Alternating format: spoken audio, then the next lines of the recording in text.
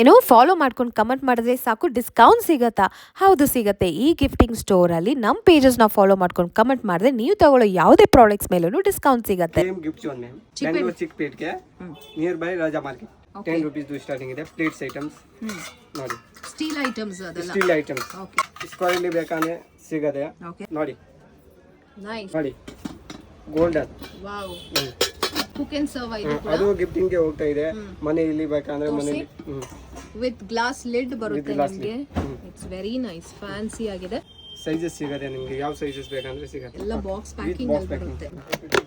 S, nice. Gifting ಗೆ ಇನ್ನ ತುಂಬಾ ಚೆನ್ನಾಗಿರುತ್ತೆ. Glass lid okay, with copper bottom ಬರುತ್ತೆ. ಇಂಡಕ್ಷನ್ ಗೆ ಯೂಸ್ ಮಾಡಕ್ಕೆ ಆಗತ್ತೆ. ಆಗ ಗ್ಲಾಸ್ ಐಟಮ್ಸ್ ಈ ತರ ಬಾಕ್ಸಸ್ ಬರುತ್ತೆ.